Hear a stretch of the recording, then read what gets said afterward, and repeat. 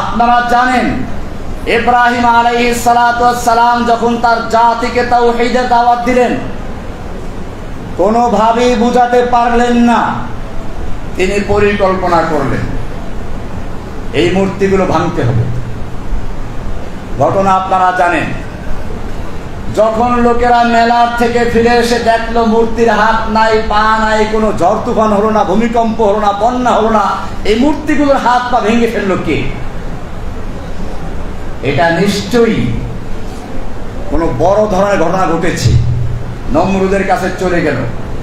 নমরুদ এসে দেখে জিজ্ঞেস করলো, এখানে কোনো যুবক আছে কি যে যুবক এই মূর্তিগুলো দেখতে পারে না? তখন সকলে উত্তর দিল, ক্বালু সামি'না ফাতান ইয়াযকুরুহুম ইউকালু লাহু ইব্রাহিম। হ্যাঁ, আমরা একজন যুবক সম্পর্কে শুনেছি যে এই মূর্তিগুলোর সমালোচনা করে, যার নাম হচ্ছে ইব্রাহিম। কেন যুবকের প্রসঙ্গ আসলো? নমরুদ বুঝতে পেরেছিল এই মূর্তি ভাঙ্গা পর্যন্ত শেষ নয়।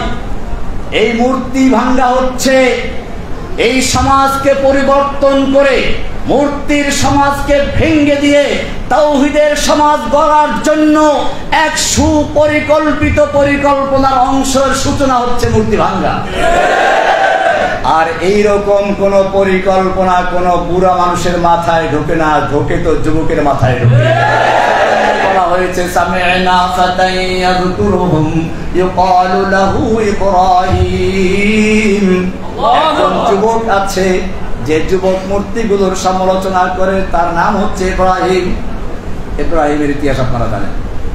আসহাবে কাহাফ সম্পর্কে আল্লাহ বলেছেন, ইন্নাহুম ফিতয়াতুন আমানু বিরাব্বিহিম। ইন্নাহুম ফিতয়াতুন, ওরা ছিল কতগুলো যুবক। কি ছিল? যুবক ছিল।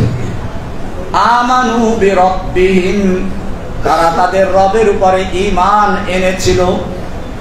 ওয়াজিদনাহুম হুদা, আমি তাদের হিদায়াতকে আরো বৃদ্ধি করেছি। ওয়ারাবাতনা আলা কুলুবিহিম ইয ক্বামু, যখন শাসকদের সামনে দাঁড়িয়ে তারা বক্তব্য পেশ করছিল, তখন তাদের দৃঢ়তা, তাদের ঈমানের শক্তি আমি আরো বৃদ্ধি করে দিয়েছিলাম।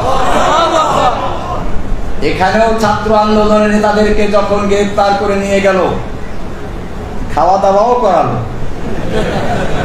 আমি ভয় পেয়ে গিয়েছিলাম যে এইখানেই শেষ হয়ে যায় কিনা, কিন্তু আবারও তারা প্রমাণ করলো, ওয়ারাবাতনা আলা কুলুবিহিম ইয ক্বামু, যখন তারা শাসকদের সামনে দাঁড়িয়েছিল, তখন আল্লাহ বলেন আমি তাদের অন্তরকে শক্ত করে দিয়েছিলাম, দৃঢ় মজবুত করে দিয়েছিলাম, যাতে করে তারা বাতিলের সামনে মাথা নত না করে। মর্দে মুমিন বাতিল সে হরগিজ খৌফ খা सकता नहीं, सर कटा सकता है लेकिन सर झुका सकता नहीं।